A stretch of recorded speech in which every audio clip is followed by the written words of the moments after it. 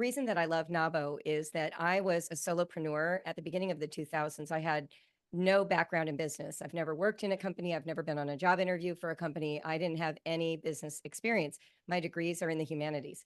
So when I first began my business, I started being a writing teacher, and I knew how to teach and I knew writing. I was a professional freelance writer. But very quickly, I learned what I didn't know. For instance, the very first year of my business, I hired someone, and a year later, when it was time to give her her 1099, I didn't know I had to do that. And she had to tell me, like in April, hey, by the way, I still don't have a 1099. I had to go to the library and get one and handwrite it.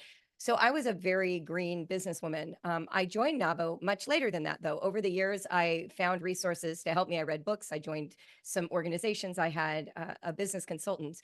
NAWBO came along in kind of an unusual way for me. I was looking for events where Elizabeth Gilbert was speaking, and I saw that she was the keynote speaker for a NAWBO conference.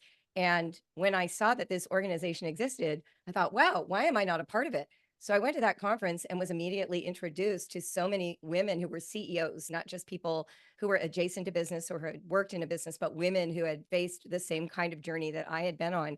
And I was immediately taken with it. I found my marketing person and my videographer at that conference, and I made friends. And then somebody told me that at the point that I hit the $1 million a year threshold, I could join these mastermind groups. And at that point, I was probably $200,000 or $300,000 away from that mark. And that became my goal. And so I worked really hard to get to that moment. And when I did, I signed up for the circle. Linda Bishop has turned out to be one of the most remarkable supporters and resources in my professional life. She provides both the camaraderie and the support as well as the expertise. She's great at facilitating the groups. My very first circle group included ex-NAWBO presidents, and I just felt like I was in the presence of people who truly had expertise. There was no problem too small or trivial for people to not care about it. One of the things that I've learned over the years of being in the circle is that the advice that I get can be implemented, and it has yet to be bad advice. I've raised prices, I've fired people, I've hired people, I've reorganized the structure of how I run certain departments based on advice I've gotten in the circle from other fellow entrepreneurs. I've steered clear of a few tax hazards by just listening to other people talk about how their businesses are structured. And I love that it is a monthly experience. Like it's the one day in the month where I know I will be with people facing the kinds of problems I normally face all by myself.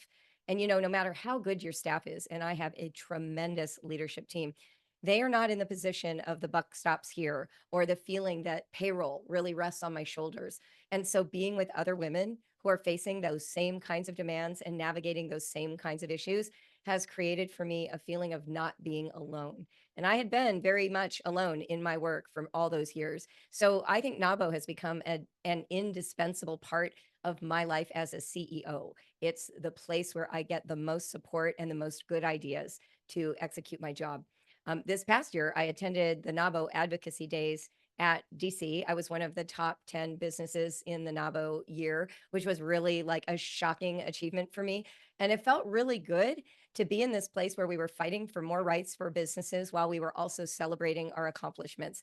And, having gone on this journey so much by myself, to get some recognition, to feel the love and support and validation of my peers was really an unparalleled experience. So for me, NAWBO has become a place where I can really trust that when I am down and out or facing a big challenge, I will get expert opinion and friendship to walk through those challenges.